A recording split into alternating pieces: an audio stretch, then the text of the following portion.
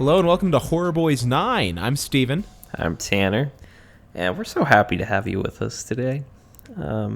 We watched 3 movies, and that's what we normally do, and they were pretty good.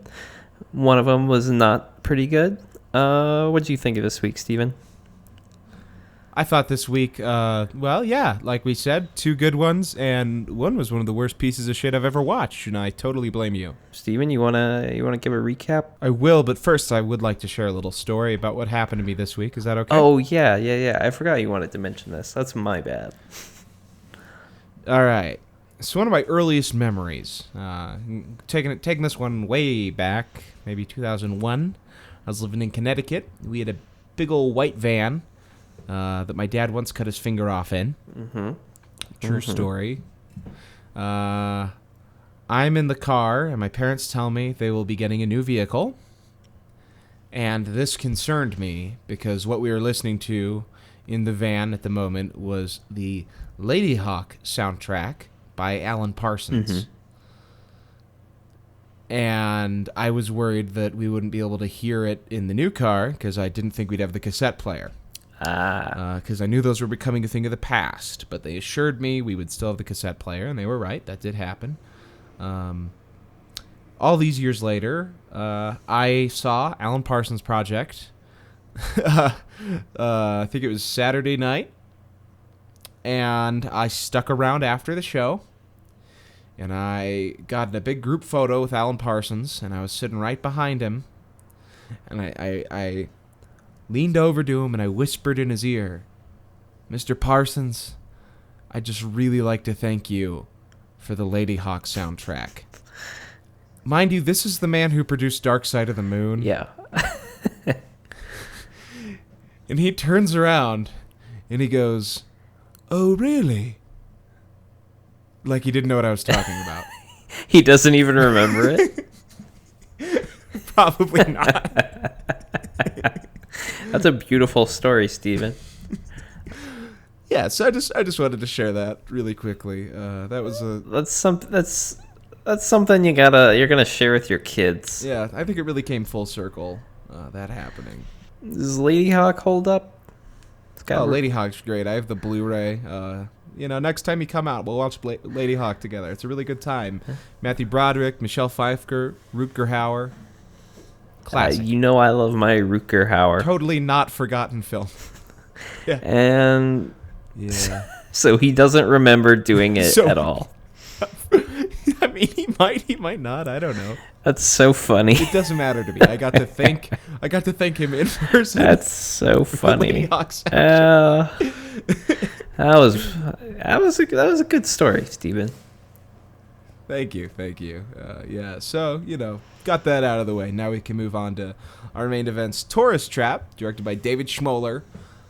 This is a movie we saw while we were on our way to David Lynch's first ever Festival of Disruption. Yeah. Which I regret not being able to go see the next 2. You and I should go. We should make sure we go to number 4 in space, okay? Space, yeah. I mean, that's where they're eventually all going to transcend to, I'm sure. God, I hope so. Yeah. Bowie will be at that one, I think. Oh. So that'll be a really big moment for us. Yeah. But we went to a triple feature at Quentin Tarantino's theater, the New Beverly, and Tourist Trap was headlining this triple feature, right? Isn't that technically what it was? It was like the headline. Yeah, it was Tourist Trap, and then there was like also brushed to the side Slithis and The Dark, which we'll be covering later. We were supposed to do this week, but then Tanner and I kind of got off track a little bit. But we'll definitely cover those 2 because the other 2 are pretty fascinating too. But this one was we should do one a week. Yeah. But this one was one that I don't think either of us had ever heard of, and we were both kind of astounded by it because we had so much fun with it, which is why it warranted a rewatch. Do you remember how spontaneously we kind of fell into watching this movie? Yeah. Because we were sitting at the airport. I'd just seen a friend from college, Joey DeFore, who'd moved to LA to be an actor. For some reason, he was just at the Kansas City airport. I think he was going to a wedding or something. that was fun. I was like, what are we doing when we get to LA? Because we'd never been before, and we had a couple hours to kill before like night would have happened. And so while we were there, we saw 5 movies at the New Beverly before the Festival of Disruption even started. I mean, we went to the theater like maybe 2 hours after we got to the hotel, and it was just like we were there for, I don't know, the percentage of time we spent in theater seats at the New Beverly as the total part of that little trip are kind of amazing because it was 5 movies. But like this, we were only there for like what 4 days. We saw 6 movies in total while we were there. But like they were movies that it would have been almost impossible to see in theaters at any other time, at any other place. Like I don't think we'll ever have the opportunity to see any of the movies in that triple feature at a theater ever again. No, and on top of that, they're kind of hard to find in general now. Like, especially, like, the next night when we saw Texas Chainsaw and Torso, like, Torso's hard to find in good quality at all. Like, well, I guess now it's on Shudder. I don't know what the quality of it is there, but at the time, it was like I couldn't even find DVDs of it, really. And, I mean, all of these movies are kind of like cult classics, but even those groups are very tiny. Like, I think you said, Lee Yonker said that The Dark has a cult following, but like I have never met a single other person who has even heard of The Dark. Strangely enough, we watched 2 Tobe Hooper movies during those 5 films. Oh, we did, didn't we? Yeah. Well, and when we saw Slithis, there was a guy sitting next to me, and he had a Slithis fan. Oh yeah, card. I forgot about that. He was so proud. Well, I mean, that was the cutest thing. Well, we got those Slithis posters. I mean, we got some pretty good souvenirs because we got the little mini poster, and then also a cast photograph, which was pretty awesome, all things considered. I've got mine hanging up behind me at this very moment. But so I had left those and a poster for a movie I worked on called Red Hand. They had like the whole cast signed on it, and my name was on the poster. First movie I ever worked on. I had those in Emily's apartment back in Kansas before we moved here. I had them in a kind of weird spot, and apparently they were forgotten during the move.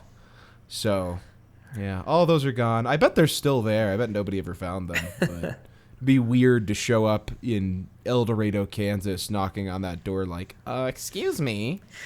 I left a poster for an obscure C movie in a crawl space or something. I don't know where you got it. What movie? Well, Slithis is a C-list movie. Oh, mine. I thought you were sharing your own little story there, and I was like, no. I didn't leave any movie posters in crawl spaces, but we did leave. We did leave. Yeah. We found that weird DVD at the David Lynch Festival. Somebody had just left these DVDs all over, and we thought it would be like a weird David Lynch Easter egg, but it was just somebody's like bad student film or something. We did leave that at the hotel, but you ripped it. Yeah, right? I still have it on my external hard drive, so we could cover that. We should watch that at some point. Yeah, but, why not? I mean, it was still kind of a disappointment because me and you thought, well, someone at that festival thought that it was going to be like a Twin Peaks sneak peek. I don't know why anyone thought that, but they got our hopes up and they were shot dead. But thanks for that, Al. I don't think it was Al, but No? I think it was just some random dude. But Tourist Trap. Yeah, let's Tourist Trap. We'll talk about Festival of Disruption here's the summary and future episodes because there's a lot that went on there. Oh, I'm sure. That was a life-changing event for us. That was amazing. I mean, it made both of us less of Led Zeppelin fans. That's pretty much substantial. Killed any desire to listen to Led Zeppelin I ever had.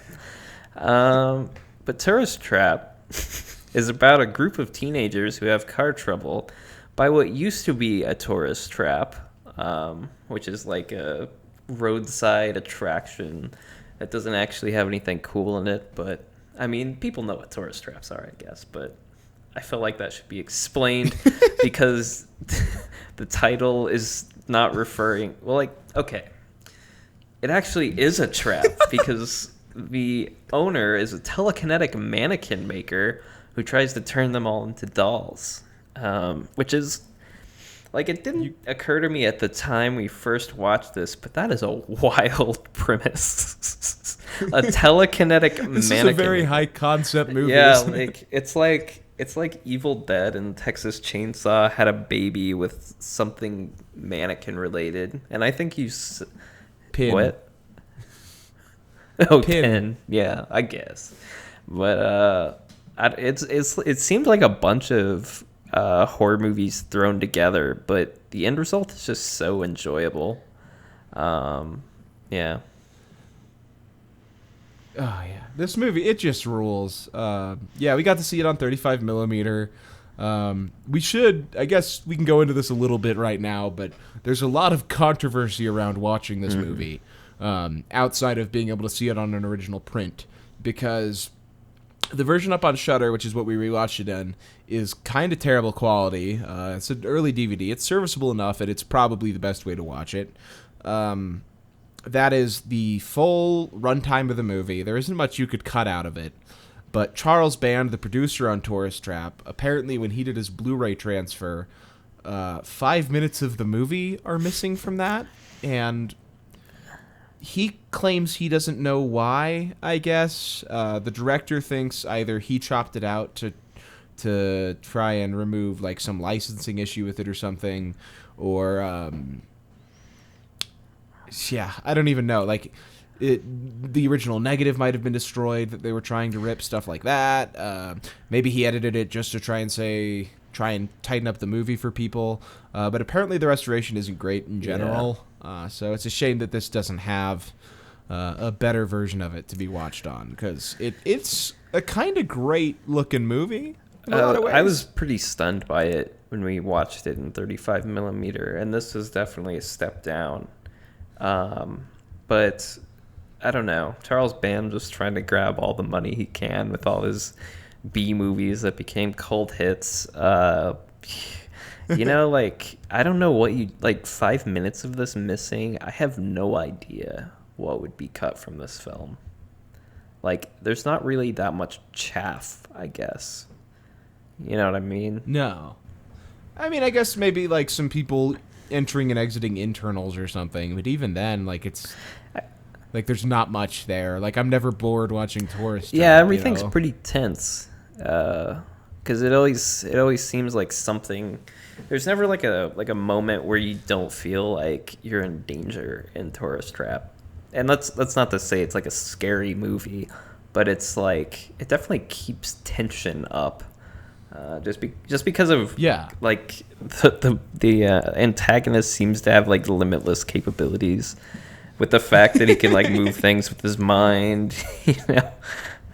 Well, the amazing thing is, like, half the time he's like just knocking mannequins over on people, but then the other half of the time it's like, okay, now they're all shooting guns and arrows. Yeah, and shit. yeah. I mean, I don't know. There's something disturbing about all those mannequins moving the way it's shot. You know what I mean?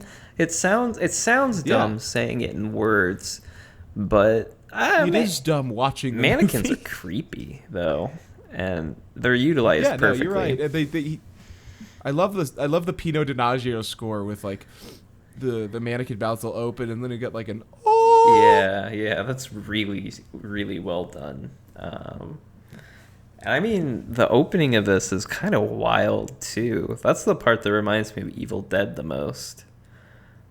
Yes, and Stephen King, I guess, like was blown away by the opening to this movie, which is both funny and incredible. Well, he did make Maximum Overdrive.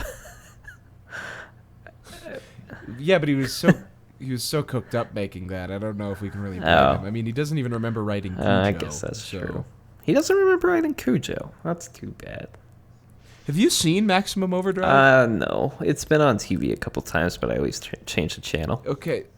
So it's not that good, but the opening scene, there's a soda machine at like a little league game that gets hijacked by this whatever the fuck the evil entity is in it, and it just starts shooting cans of soda out at kids and hitting them in the head and killing them, and it is the funniest That's so thing. dumb. That sounds like Silent Night, Deadly Night 2. But Tourist Trap, I don't know. Is it too early to give it a rating? It's like an 8 out of 10 for me. It's but like it could be higher. If it wasn't like a why not? Like I wouldn't change anything if it wasn't about like a B film, it'd be like in terms of B movies, it's a literal masterpiece, I would say. Yeah. Chuck Connors, who's like known for being like the rifleman in a bunch of westerns, was actually the bad guy in this, and he gives his all in this, and I love it. So he has a vendetta against people who stop by his tourist trap because they stopped going there after they built the new highway. Yeah, and he mentions his new highway like 40 times. And it's just, I don't know, it's just played so well. Like, I don't know. And then he has this stupid voice when he's got the mannequin mask on, where it'll be like, "Why don't you like me?" And it's just, it's played really well. Like, it's not like good acting, but it's like, It's great. I mean, acting. like, kind of. It's not like acting. traditionally good acting, but I still love it. And it's not like it's bad funny almost. It's just kind of like, I don't know, it's just captivating, I guess, without being like traditionally good acting. For most of this movie's runtime, it's trying to make you think that like his character's brother is the killer or something. But like he's the only person actually established in the movie other than the main characters. Yeah. So it's just like it's really funny the way they do the choice. And honestly, by like the end of the movie, like he's gone from like this like weird crazy old man to just like this like insane fucking villain. Like he's there are no limits to his powers. He's just doing this because he can. Like he's kind of terrifying just in like how far he pushes all of that. Yeah, you know? and I mean, I didn't think Chuck Connors had it in him, but he goes from like you said, like kind of goofy old man that's running a wax museum type of thing, and then he's just like, I don't know, it's like if Michael Myers could talk by the end of it. You know? Yeah, I think his performance in this is creepier than anyone in the original Texas Chainsaw. I'd agree, because Texas Chainsaw just gets too ridiculous, even though... No, it doesn't. No. I love Texas Chainsaw, but I mean, it's not ever like... what do I want to say? Like, the characters are always funny. This character almost... You're like laughing at the Yeah. And while the same kind of thing happens in this one, I feel like there's... But he seems pained by it rather than just enjoying it like everyone else is. It's like he can't control himself. It's there's more going on in this movie than there should be. I think. Well, I feel like the director is actually a pretty good director in general, because I watched Crawl Space after he watched this on my own, and I mean, it's not a perfect movie, but the fact that Schmoller could reel in Klaus Kinski, we got to give him some some hands for that, because only Herzog could do that, and he almost killed him a few times. So didn't Kinski shoot him once because he was making too much noise while he was yeah. So I watched the like a 9-minute thing David Schmoller does about Crawl Space, where eventually the crew just asks him to kill Mr. Kinski. And like he'd do ridiculous things, like he wouldn't allow him to say cut, or like he wouldn't let him like snap the thing. Kinski would basically just order when the scene starts and ends, you know, like just a total like just hates the directors, won't do anything they say. He's like a child, honestly. But I don't know. It's fantastic. So I feel like Schmoller actually, like, it's mentioned somewhere, I think it's in the Shudder description, that he pays like dues to like great American directors, and I can kind of see that.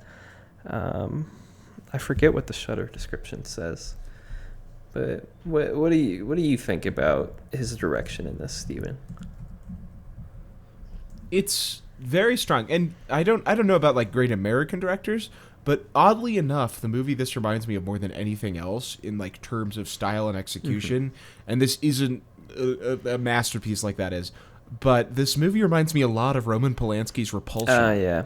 In the way he uses the camera and in the way he portrays the insanity to an extent. I mean, it's not as surreal as that, but the way he does those like slow spinning tracking shots and all that, I mean, there's something there, you know what I mean? Yeah. This Shudder descriptions mentions it having like influence from surrealism, like Jodorowsky, which Okay. I can see that. I think that's why it has sort of a Texas Chainsaw Massacre ridiculousness to it, but it never quite gets to the funniness because there's something behind it that's just surreal instead of humorous. You know what I mean? And we should add, it is it's funny, but it's not trying to be. it's very funny. It's just, yeah.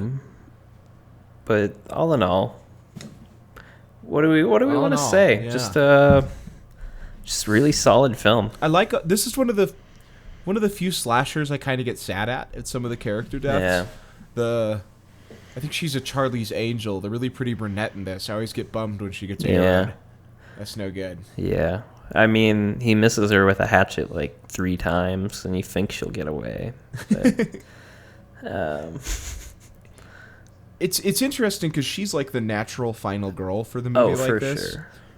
But then instead they push like the really weird girl who's kind of on the same wavelength as him. And when watching the movie, I'm never like fully sold on that. But then you get that final shot, which I'm just going to describe because why not? So the bad guy in this movie was turning everyone into mannequins. In the ending of this movie, after the final girl kills Chuck Connors, it's I don't know, it's like a 10-second long shot. It's just her driving along, and she has her car, and it's just filled with all of her friends' mannequins. And it just frames on that. Yeah, it's really good. And it's like, that wouldn't have worked with anyone else being the final person. I don't think so either. Because she's a little off, and she's like the weird, sweet girl, and she's the one who's like sympathetic for Chuck Connors the whole time.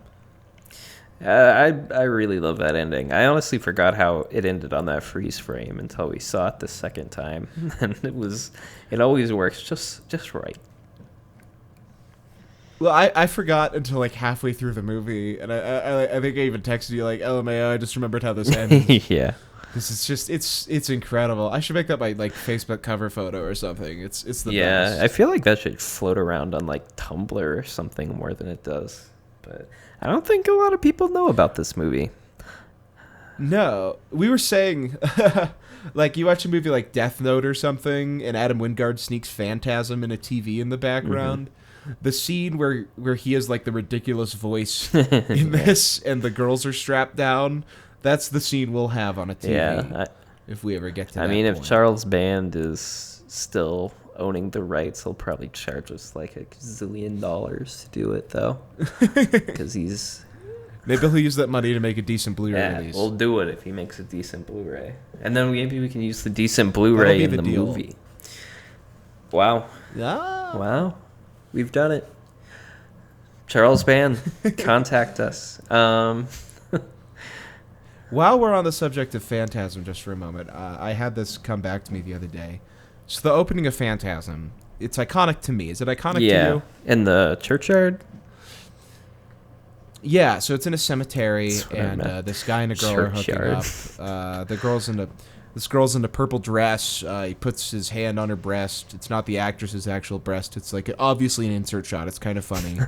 They finish their lovemaking, and then, boom, the girl kills him. She's the tall man. How fucking funny is it that the tall man had sex with a man to completion before killing him? I think it's kind of beautiful. I mean, it just shows the tall man's dedication to his job, I guess. I don't know where I'm going with this. I was hoping you'd talk some more. No, that's all I had to say. It's just I always remember the tall man let that guy finish. Yeah. Why? I mean, Claire almost clocked out on that movie from the first scene. That's unfortunate. I made Emily see it in theaters with me, so she didn't have that option. Oh. Well, I think Claire liked she hated the lead actor. He's great. I kind of agree with her. He's a little annoying, but I'm like fine with it because I mean I watch so many movies like this. It's like doesn't bother me anymore.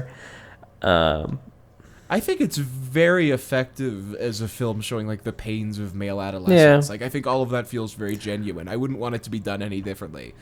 I think all of that is so grounded, and they try to capitalize on that in the sequels from time to time, and it never works. That first movie is lightning in a bottle. And I like 2 a little bit, but like I don't feel like they ever found a way to recapture what that movie had going for it, and I don't know. I mean, the balls get better each movie, though.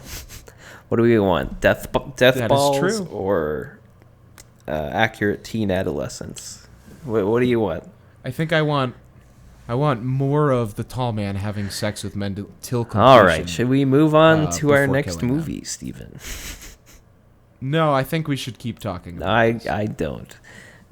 Actually, okay. given what our next movie is, I kind of agree with you now. But we watched 1991's Blood and Concrete, which I don't even have a plot synopsis for this garbage fire of a film. So I'd sent Tanner the letterbox page for this, like, hey, I found this terrible looking movie that looks up your alley. Because I'd seen that it was like a bad knockoff of Wild at Heart starring Billy Zane, which does sound like Tanner's cup of tea. I mean, yeah. in the way that I liked Tough Guys Don't Dance, which is like bad Blue Velvet. Like I thought this would be like that, but instead of Blue Velvet, it was going to be Wild at Heart. But it was just like incomprehensible and really unenjoyable. It raised a lot of feelings in us. There's no moment, I believe. There was no moment in Blood and Concrete like the, oh God, oh man, oh God, oh man, oh God, oh man. In Guys Don't Dance, because that makes the movie almost. I have no womb. Blood and Concrete, or that. Yeah.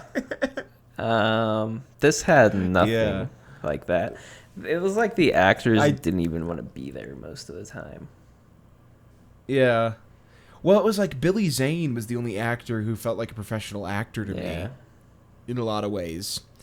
And like everyone else was just like the guy's friend who wanted to be in an edgy movie. It was how the movie felt. I don't think that's probably really how it was made. But like from that opening scene of that guy just like swearing every curse word over and over and over again, I was like, oh no. It was like, wow, this Tarantino guy is pretty good. We should try to make a scene like him. And that's what happened. Yeah. And it's cringy. I mean, most of the movie's cringy, actually. I can't really remember too much about this film, even though we watched it less than a week ago. What I can say is that Billy Zane was the protagonist. And the dad, Kolchak, the Night Stalker, was mad at him because he had fingerprints on the scene of a crime. Oh, yeah, that reminds me. Darren McGavin does a great job in this movie, and that's it. Yeah. He's Kolchak, the Night Stalker, right? He also played that guy in a few episodes of The X-Files, like the best episodes of The X-Files. And he was in A Christmas Story. Oh, yeah, he right? was the dad. Yeah, that's right.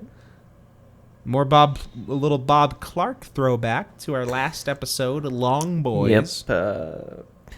But not the Bob Clark we know and love. We like Yes, we like it that's when true. people die over Christmas, as opposed to when they get a BB gun or whatever. I mean, A Christmas Story is a fine movie. We've just probably both seen it like 10 times too many. Yeah, I mean, it's because they overplay it. It's on like 2 channels for like 24 hours straight. Like, why is that necessary? It's not. It's not. It's not necessary, Steven. But let's get back. And neither was Blood and Concrete. Yes, it was horrible. Great transition. I want to quote a Letterboxd review, and I'm giving credit to this guy's username is Brian.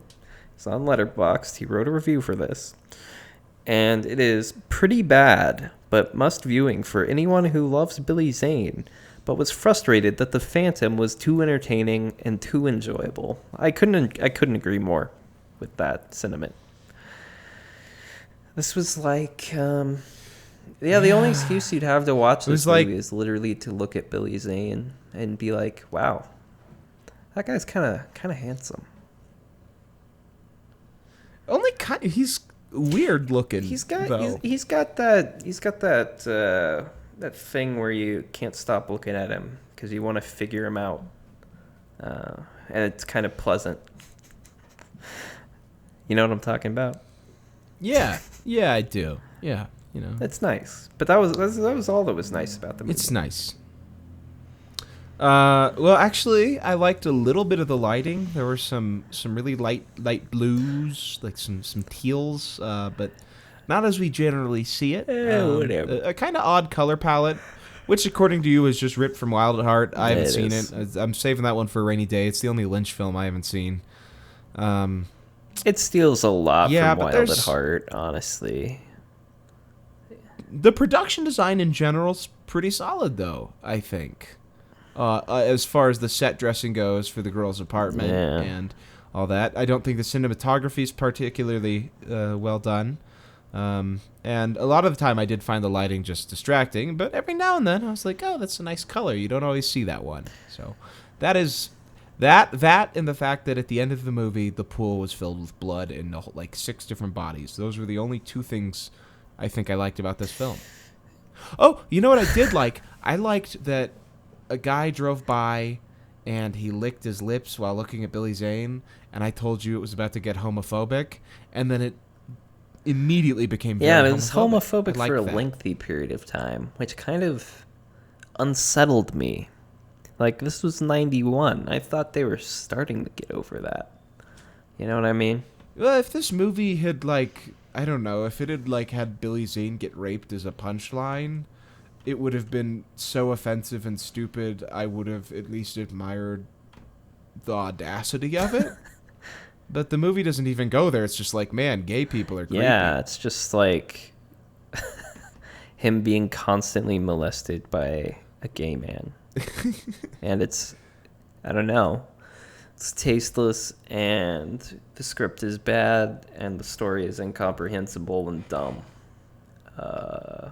What do we say? It was like someone saw Natural Born Killers and Wild at Heart and decided to try and combine the two. But then they weren't sure how to write a script, so they just vomited on a piece of paper, and then they had to weren't ad sure how to direct a movie, so they made everyone on set kill themselves as practices to try and figure out how to finish the movie. Fun fact. Everyone involved in this project died. Fun fact, Steven. Billy Zane ad-libbed all of his lines, and in fact, he ad-libbed everyone else's lines. He said the lines to whoever he was with in a scene, and then they repeated them back to him. Did you know this? Is this true? I would believe No, this. it's not true. I want it to be true. I was going to be sad that Billy Zane was this dedicated to that movie. Yeah, that would have been sad. Like, this was going to be, he thought this was going to be his big break. That never quite came. Really, a real shame that big break never came. I'm trying to think about things that happened. There was a girl, and she was kind of cute. She was addicted to drugs. Oh, right. Yeah, there was that weird drug thing going through this where it was like...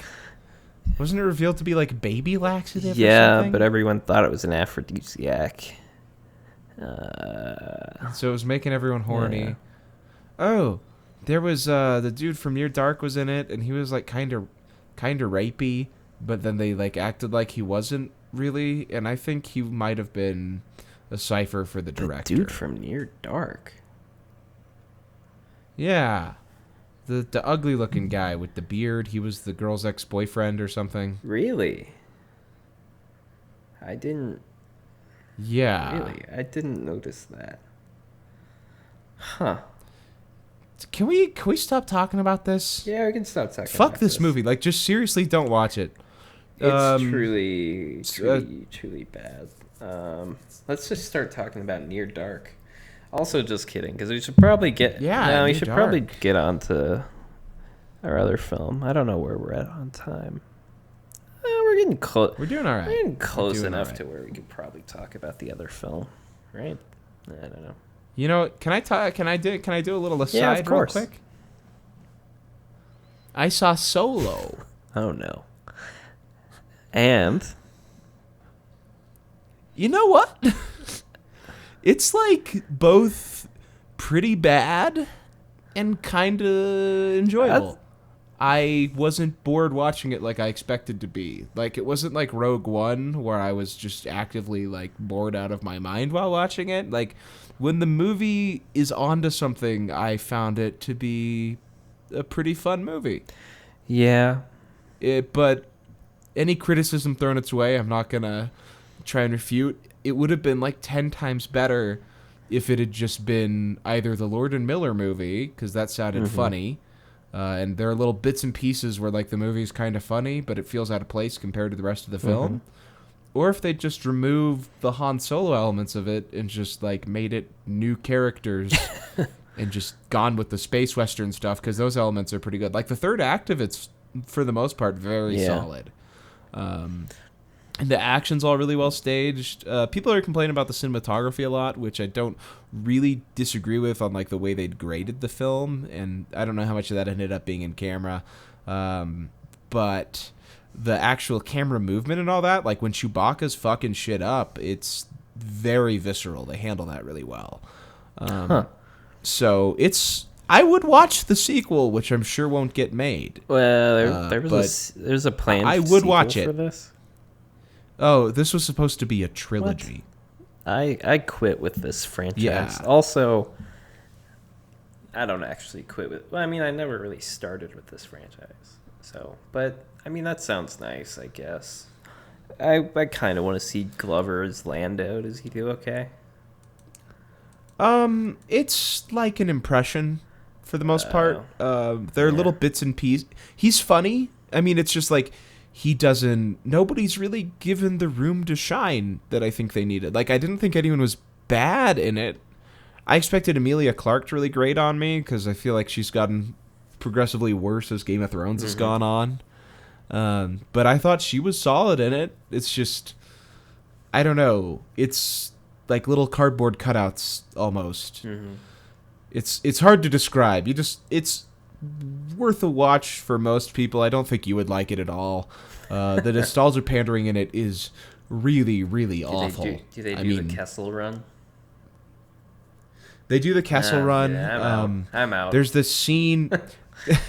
There's a scene like 15 minutes in where Han Solo's like recruiting, like he's joining the Imperial Army to try and escape something, and this guy's like, "What's your name?" He says, "Han." He goes, "Well, what's your last name?" And he goes, I don't have a last name."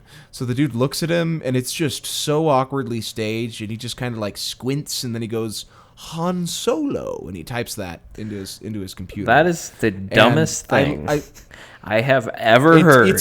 I'm not watching this movie. It's like the movie knew it was bad, and then it like just still went with it. It was so awkward. I can't really explain how bad that sequence is. And then like 20 minutes later, Chewbacca and Han are talking, and he's like, "So what's your name anyway?" And then he's like, "Chewbacca, that's not going to work for me. I think I'll call you Chewie." You still there? Just like, it answers the questions you never would have asked about the movie.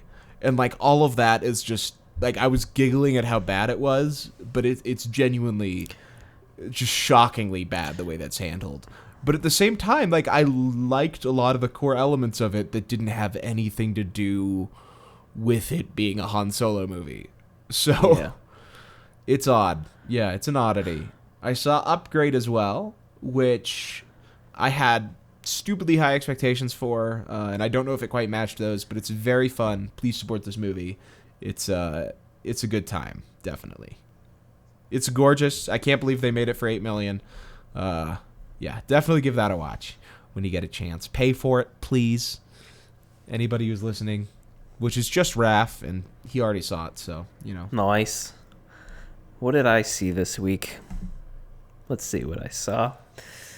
I rewatched Swiss Army Man.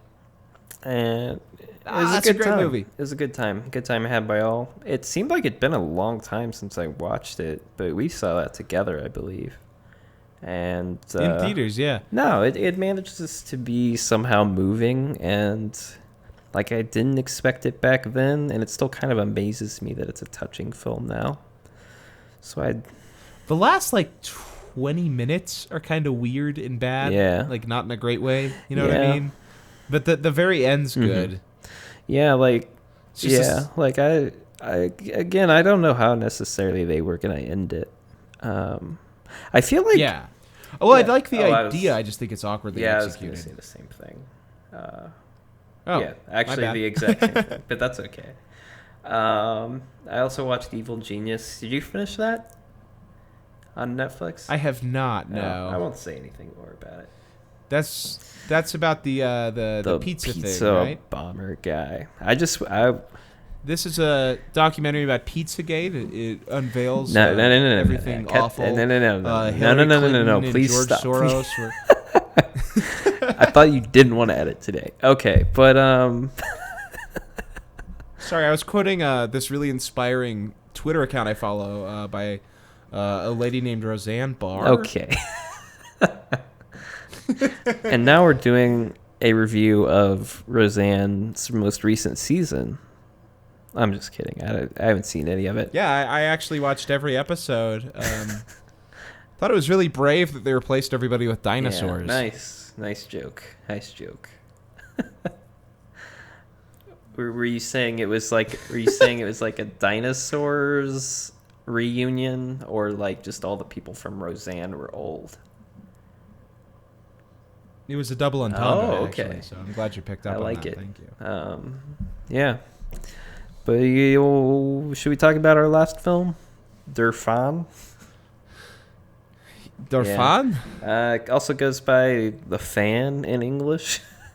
But for some reason, they also call it And Trance. Trance. I don't know where Trance came from, because it's not. Durfan is just a literal translation of The Fan. So I don't get it. But it's from 1982. It's a strangely obscure. Like it seemed to have like a fairly big budget for like the fact that it wound up being released by Mondo Macabro. You know what I mean? Yeah. I mean, I don't think the movie was missing anything because of its budget or anything like that. This movie was not what I expected at all. I liked it, but it was a little too slow for its own good, I think. It's about this girl who might be on the autism spectrum. I'm not too sure. There's something off about her. And she becomes obsessed with this Gary Newman type synth god named R. The R just stands for his first name. We had a lot of speculations along the way about what it could be. But the thing is, no one knows who he really is. Yeah. He's like, She's and she's in love with him. She's writing him letters. Yeah, she's in love with him. She's writing him letters. She's like, she's your stereotypical like Bieber head or whatever, a believer. She's very obsessed, and she goes into little depressive spells because of it. And everyone in this world's an incel for some reason, and I don't know why that is, but everyone out there in this world is out to take advantage of women or rape them or something. It was very odd. I don't know what the worldview of the director was, but I'm a little uncomfortable with all that now, especially considering the copious amounts of underage nudity we ended up getting that I was not expecting either. Yeah, well, I should mention that we both agreed that there's something deeper in this film that we weren't getting. Like, there was a lot of symbolism, which made me think there was like some sort of allegorical thing going on. But yeah, the first guy who tries to take advantage of her is dogs named Agamemnon, and there's a lot of like Greek paintings and sculptures around, and I don't know what any of that was hinting in the at. initial shot of like the of our poster is like superimposed with like a picture of Nazi army, and like so I wasn't hallucinating that, because that was never addressed. No, and again. I don't like that. Like I don't know enough about like German culture, I guess, to like say what kind of statement this was making, but I think it was something pretty major and something that we weren't picking up on. Were you able to find anything like on Letterboxd or anything? Like, I guess Letterboxd isn't generally good for that sort of level of review. But... Yeah, well, I mean, there's some. Here, I'll quote this one by Matt Lynch. He does some okay stuff. German shock genre's mistrust of the culture's supposed rejection of its fascist history is an essential motivator. Yeah. But I guess it's still there. But I don't know. I don't know. Maybe you were right about not going there for the essential reviews. Yeah. But, nice aesthetics to this movie. It's got a really neat score going on. Sounds like Kraftwerk or something. Reuses this. It reuses the song by R quite a bit for most of its runtime, but it's effective. It's a nice little bit of music. I liked it quite a bit. It's pretty gorgeously shot, I thought. I liked seeing Germany shot the way it was. Kind of reminded me of Possession or something, the way they were showing like the brick and all that. That was neat. But I don't know what to think about where this movie goes, and I guess we might as well spoil it, right? Yeah. So eventually he says that he doesn't love her, essentially. Well, she runs away from home, and she meets up with R. Oh, sorry. And she passes out when she runs into him, and he's like, I will stay by your side until all is right. That was Russian for and then sure, he my takes her dude. to his... Yeah.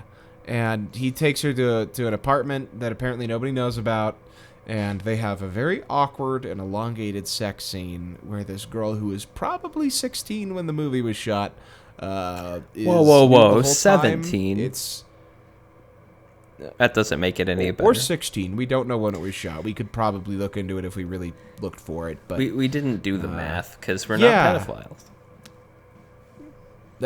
There you go. What? I want to say, for how long and graphic this sex scene is, it's very unerotic, and I don't know if that was intentional or not. Yeah, well, I was glad.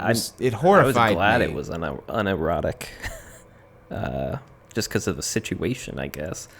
But eventually, this guy has to leave. I don't know. It seems like he's not that bad of a guy. Was I right with that? No, he's like, I'm sorry, I have to go back to my tour. You can stay here as long as you want, but I just have to do this.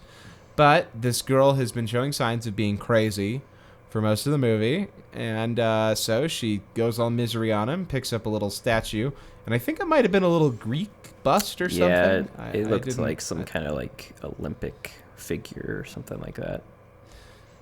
Yeah, and she bonks him real hard on the head with it. And for the third movie we've watched for this podcast, we got a sex scene involving a corpse. So good on us for that. I don't know how we managed that, but I mean, two of them have been German films, so I think we can generalize and say that Tanner, all Germans. I corrected you in the pilot. I corrected you now. Angst. Okay, Angst was not German. It was Austrian. Okay. Oh, All right, there's a big difference there, and I would really, really appreciate it if you would stop appropriating my okay. culture. Well, we've watched 2 Austro-German films that have had all these. We've watched 2 films from countries with people that sound like Arnold Schwarzenegger, which had necrophilia in them. So I think we can generalize on the whole culture in both Austria and Germany. You know what? I agree. Yeah, I think we can say that they're all necrophiliacs. I don't even feel scared making that statement. I feel like only God can judge me. Are you Tupac? When did that happen? Yeah. That's all I have to say about that. I want to reinforce that the soundtrack was kind of amazing. Like, it was very effective throughout. It held the movie together. It's like a proto version of the kind of like dark synth pop you hear in movies now. You know what I mean? Like The Guest. It's not quite that heavy in this film. That's why it's kind of like a precursor to it, but it definitely gives the movie like an amazing kind of atmosphere. And I think in general it's well directed. I think all the performances are really good. I was kind of confused by some of the gays we got in the film. A lot of the men that the girl was lusting after were very ugly, and that was odd to me. And there's a lot of men lusting after the protagonist, and that was also kind of oddly handled. And I'm not saying that was handled wrong. I'm just saying, much like with Revenge, I'm too dumb to understand what this movie was going for there. So, yeah, I don't know. I think it'd help if I was a German cultural scholar, but that's not my forte. So I don't know what to say about this movie very much. It felt like a giallo film at times. Did you have that reaction? Yeah, I definitely got that vibe. I think maybe a little more mystery earlier on could have helped it, because for a movie that starts out as like a slow and methodical character study, it kind of rushes its escalation, I think. Yeah. And not in an exciting way. It was like, oh, well, she killed him, and now she's cutting him up, and now the movie's over. Well, I think also watching the development of her obsession with this pop star could have been cool to see. But we don't get that. Yeah, but it was like she just immediately met him, and then... Yeah, it was like the movie started out as just this like really methodically paced, fascinating thing, and then when it finally started trying to deliver on its premise, I found it less exciting than I guess I'd hoped to from where it was going. Because once they were hooking up, you and I were both like, we have no idea where this is going. Yeah. And it went in, to us, a predictable space, but I don't know if there was anything really like this when it came out. I can't think of too many things that came before it that were like it. Like, watching it now, it kind of reminded me of the Neon Demon, but possibly that was even influenced by this. Well, I could see that for sure. And like I said, it reminded me of the movie Perfect Blue because of like the pop star obsession. But yeah, I can't think which of... in turn would be Black Swan, right? Oh yeah. So I don't know. I feel like this is definitely like ahead of its time in numerous ways. Like atmosphere, even. I thought felt like kind of like... I mean, it feels dated a lot, but it definitely felt like it was pretty ambitious for its time in terms of the atmosphere it was trying to create. But then again, it also felt really German. Yes, but in like the way it paced its story and the way it kind of meandered for most of it, it did feel like one of those... I was actually just listening to Paul Schrader and Sean Baker talk about the Florida Project. Oh, yeah. And they were talking about how movies have started like losing interest in showing us so much plot, because that's what all the media we take in is. You get movies like Gummo or like Kids, where there isn't like really like a super strong structured story. Yeah. But rather events that happen along the way, and there's a definite ending point, but you're just kind of along for the journey.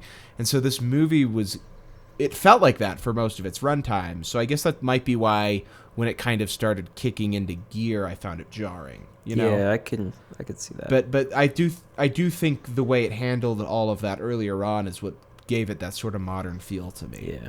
Well, I like once it kicks into gear, we are kind of caught off guard, but I think once it's in that gear, it does pretty well as she's like, spoilers, disposing of the body. I mean, don't you think so? When she's like grinding up the bone, and I thought it was like a really like odd sequence where she's spreading the bone dust everywhere. But I kind of liked it. Yeah, that was all weird. I kind of liked it. I liked watching it, but then it was like, okay, I'm pregnant now, and the movie ended. Yeah. And I was like, well, what am I supposed to take from any of this?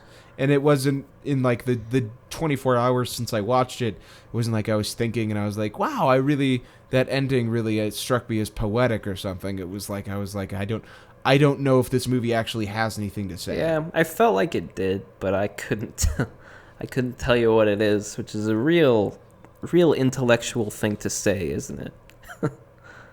Yeah, we have the best takes on this podcast where more often than not we say maybe we were too dumb for this movie. Yeah. And that's why we have so many listeners. Well, I think it's better to say like there's something going on that we want to pick up on but didn't quite get. It's better to say that than to just come up with some bullshit like a lot of movie reviewers will. And I'll go. You're definitely and I mean, right. like when they do that, we can tell it's like, is it though? You know, I mean, we make fun of stuff like that all the time. Yeah. So I think we both want to avoid doing that. I think we're doing it deftly. Yeah. We can be honest, and like I get, we're both very opposed to just knee-jerk reactions. Yeah. I think so. If it's like we need to come back to this later, maybe we'll have a Redux episode where we come back to a whole bunch of the stuff we watched. Yeah, I feel cool. like we could do that with Revenge and this, and maybe it'll be like a whole episode where the films we watch that are deeper than the typical horror movie, we can sort of analyze them a little more how they deserved it. Yeah, because there's a lot more to unpack here than there was with Tourist Trap or Blood and Concrete. Yeah. There's so much more to unpack than Blood and Concrete. I feel like Tourist Trap had more like subtlety and ambiguity than Blood and Concrete did, even though it wanted it more. Yeah. But so I guess let's put a little bow on this because I have one more thing I'd like to touch on before we finish. Alrighty. So I gave this 3.5 stars out of 5 because I liked it and I enjoyed it, but I just don't know. I didn't feel like I got anything from it, and I'm gonna have to, meditate on it. I think I gave it 4, but I definitely need to meditate on it too. I think I liked it a little more for what it was than you did. But there's still a lot that I feel like I need to unpack some more before I really settle on this 4. I just thought the world building and the way it was painting everything early on was so fascinating. Yeah. And the way it resolved was like what I would have expected from any other movie, no matter what the first 2/3 was. Yeah, that's true. Like, I thought the movie had built itself in such a risky and crazy way, and then it was like, well, she killed him. Yeah, I think it's because his reaction is not expected. Does that make sense? Like him to be like into it with her, and then... Well, but it was just like he saw a pretty fan and had sex with her, and then like he left in like a semi-scummy but not too bad of a way. Like, yeah. I guess the only difference is that in most narratives they just you wouldn't expect them to meet or something. Yeah, and I think that's what kind of threw it off kilter, because we didn't quite get the like sociopathic fan behavior for a period there because she was like in like a quote unquote happy relationship. You know what I mean? For like an hour. Yeah. For an hour. For a good and chunk then of she the killed film. him. And I was like, oh, okay. But yeah, Yeah. like I said, we gotta unpack this a little bit. Give it some time. Maybe a rewatch. Fun times. Yes. Yeah, I would definitely be up for a rewatch of this eventually, and I think it could be. Maybe we'll meet someone who's really passionate about this movie, and they'll be able to help us break it down a little more. Because, well, if we do a rewatch episode, I feel like this could be paired really well with Revenge, actually. For sure. But yeah, definitely. And I'd like to take a look at the gays in both films and see what they do differently. Yeah. Because I saw a couple critics on Letterboxd that I know as feminists that were very passionate about this movie. So I guess maybe this movie didn't come across as scummy as I thought it did with the way it handled the nudity, but it was like they were using those stills of the actress to promote the movie as production. Yeah. To promote the movie, and she wasn't cool with that. And yeah, I guess she and the director ended up making up later on, but all that, like, it added to the level of unease I felt with that scene already. And I guess I just don't know what German culture's like about all that. Well, using it as like was jarring. promotional stuff is scummy, but like in the context of the film, I think it's more important and not necessary. I mean, it's not utilized in an erotic way, like you said earlier, but like I think it's meant to be, though. Like, the camera is trying to paint it all in an erotic way, but then like what's happening on screen is just like uncomfortable. Yeah, I don't know. I kind of felt like it was intentionally like awkward because she was crazy. I don't think I'm supposed to use that term, but Tanner, you just gaslighted this murdering psychopath. This beautiful, bold young woman. Well, okay, Stephen. I was trying to be apologetic. Did it come across as alt-right on the podcast? I don't think so. I hope not. We should clarify we are not, and any comment we make like that is ironic. Yes. Not intentionally meant to be taken that way. I mean, I'll state my own political stance. Straightforward is just intense apathy. I could literally care less about anything political whatsoever. Yes. I don't know about you, Stephen. And we're on to our next topic, which is another semi-politically heated thing, which I'm sure Tanner doesn't want to talk about at all. Intense apathy. Is, the new Kanye West album, Yay. Which I am very passionate about, and Tanner is not, which is okay. And something was going to happen today, and it was going to... The way it went was going to affect how much time I spent talking about this album. And it was that the needle drop, the Anthony Fantana review for this album was yet to come out. And this is a very divisive album.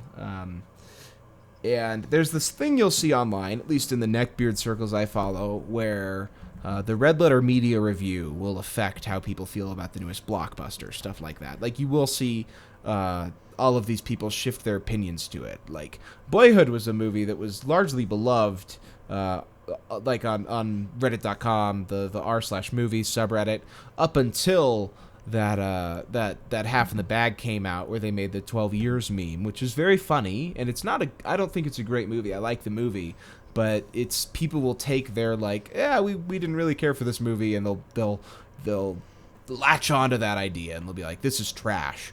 And so what I was curious about the review for this new Kanye album from The Needle Drop, the internet's busiest music nerd, who I'm not a particularly big fan of by any means, but I'll watch him from time to time just to hear an opinion on something I've been listening to, is that you'll see him give an album like Speeding Bullet to Heaven, the Kid Cudi album from 2015, I think maybe. He'll give that a not good, and that is a bad record, but like people will latch onto that and talk about it like it's one of the worst albums ever made, which I don't know if that's the case. It's not a good album, but I was a little worried that he was going to destroy this album the new Kanye album, which I don't really care if he did, because I don't.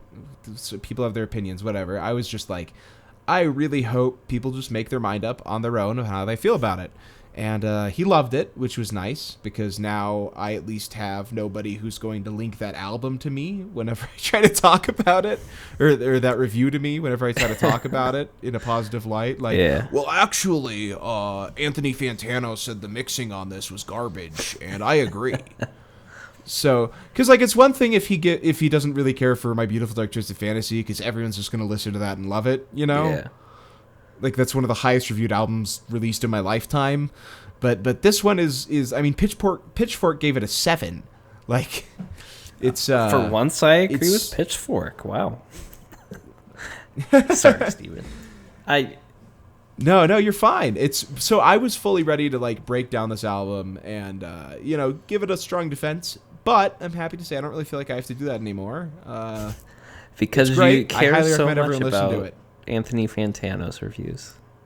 No, I'm just kidding. I just don't have to worry about. I know.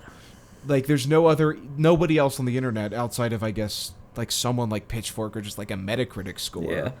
Like, there's nobody else that's going to, like, neckbeards are going to latch onto. Yeah. And so I'm glad I don't feel like I have to state my opinion on it, other than saying I love this album and I highly recommend it. I think All Mine is the weakest track, and I wish that he used something to bridge the two halves of the album there a little bit better. But other than that, I think it's really tight, and I recommend it. And I'm sorry Tanner didn't like it. It was fine. I didn't dislike it. I just didn't like the production style on this as much as I like the production on Life of Pablo and Jesus. And I like what he's tackling, but I didn't necessarily find it as potent as a lot of people are. But I don't know. I think it's just a matter of deferring opinions as opposed to anybody being right or wrong. Yeah, I think in general I find music criticism like really stupid, because I don't know, like, it's just so subjective. Like, I can love an album like Bodyguard by the IOIs, and people can say, well, the mixing on it's terrible, and I'll be like, yeah, it is. Yeah, well, I mean, my favorite band's lo-fi band, and they're like notorious for not trying that hard, but like, I mean, it is just so subjective. Like, Guided by Voices is like pizza, though. It's like, even bad Guided by Voices is still Guided by Voices. You don't ever lose. I know, but it's like music reviewers will praise them for what they did on B1000, and then if they ever try to do something similar, they're like, wow, this is just a mess. And like, B1000's kind of a mess, but it's a beautiful mess, That was an aside. We may actually have a crossover episode with the Guided by Voices podcast, which would be really awesome. Nice. That'll be around Halloween time, if it happens, because that's when Pollard's birthday is, October 31st. Is it really? Yeah, he was born on Halloween. That's awesome. But yeah, that actually works out really well for this podcast and that podcast. I mean, that's a hell of a time. That guy's pitch was amazing. You need to follow up on it. Yeah, I know. Tanner messaged this guy, and he came back to us with just this giant, like, awesome, like, on the road scrawl edition answer to us that was just. It made us both really excited, and I mean, like, this is part of the message that I didn't know about, was that Pollard had made a short horror film when he was in like college or something like that, and I want to know everything about that and watch it. So I was amazed that our two podcasts actually had more overlap than I even anticipated. I thought it'd just be like a fun, weird crossover or something, because on the off chance that he was a horror fan, we're both Guided by Voices fans, so maybe there'd be something interesting going on there. I saw a trailer for a movie that on paper I should like, but I thought looked very bad, called Tag. Have you seen this trailer? No, I don't think so. It's got Hannibal Buress in it. It's Ed Helms, I think. Jeremy Renner, someone else funny, and it's got this really cringy trailer where it's like, we play tag for the entire month of May, and it's a game about running away from each other, but it's the only thing that really keeps us together for 30 years or something like that. And it's got like a lot of really bad slow-mo in the trailer that looked obnoxious to me. But apparently on the third day of shooting, Jeremy Renner broke both of his arms. What? And they're CGing his arms for the entire film. Oh, you're joking. No, I am not. Is that not like the most incredible news you've ever heard? His whole arms? His whole arms are going to be CGing for the entire That is the movie. funniest thing I have ever heard. Oh my god, technology is amazing. And it's like, what's these sad days. is that I had no desire to see this movie, and now I have to see Man, it. I may go to this by myself. Because I know none of my friends would want to go see this. Oh my god, that's amazing! Wow, Yeah, that was a good news addition to this. yeah, I think it's pretty special. So yeah. Also, Suspiria trailer's out. If you guys watched it, let us know what you think. I think it looks promising. I never knew I would be excited to watch one of my favorite movies get remade, but I loved Call Me by Your Name, and I hope this lives up to that. Looks very different, and that's what it needs to be. Because what is Suspiria if not just a template with a lot of fun ideas thrown around it? So Yeah, I hope they follow through on that. apparently the trailer had the names of all of the three mothers in it, and that'd be really strange. Yeah, I heard about that. If they remade like Inferno and then the three mothers, or the Mother of Tears. But I don't think that'll happen. From what I but hear, that'd be Mother of weird. Tears could use a remake. I mean, Inferno probably could too. I mean, I still need to see love that. Inferno, but it's not Argento's best. Dude, should I watch Inferno right now? Right now, Yeah, I have to stay up until 4 a.m. to take Emily to work, so... Me. Also, Hey. Lego Movie 2 trailer comes out tomorrow, so watch that. We just cover all movie news now. Well, I mean, kind of. We talked Why about not? Jeremy Renner's CGI'd arms. Yeah, but that is just so exciting. You thought the mustache was something. Also, like, what's the budget for this comedy if they could afford to... Maybe they couldn't. It just looks horrible the whole time. Maybe it's just like they drew stick arms on him or something. It didn't cost anything. Yeah. I'm so excited for this movie now. That is brilliant. Oh man. All right, we're your horror boys, progressively getting longer every single episode, and we're not editing anymore. Thank you. Good night. Yep, we're titling this episode Longer Boys. Right? Maybe not. It's actually still technically shorter than the last one, No. so we won't. Hey, are you cool with me using the Kanye West Yay album cover as the template for this one? Because there's a album generator for it. As long as we don't get a copyright strike. We won't, but we're gonna name the. Should we name the episode APP? As in, are you down with the APP, the Alan Parsons Project, or should we do New Highway? What does that mean? New highway? You tried to make this a meme to me on a personal level by texting me. Oh, yeah. We should call it like you do aesthetic. New Highway. I like it. All right. Thank you for listening to Horror Boys 9 New Highway. We might be doing Swamp Zombies too soon because that's out now. But Tanner's going on a trip, so I don't know how that's going to work out. Thank you guys. I will connect with this love in ya. the middle of the Colorado wilderness. Or I'll just come to your house. Or you could just come to But my house. if How you're am I be going to up see here, three yeah. movies by then? I was going to watch them all before I leave. Well, we could just do Swamp Zombies too. Ah, that's possible, yeah. Well, we'll see how Set it it up goes. with Len. Alrighty. Yeah. Thanks for listening, All right. guys. Stay fresh, y'all. Yep. Love you.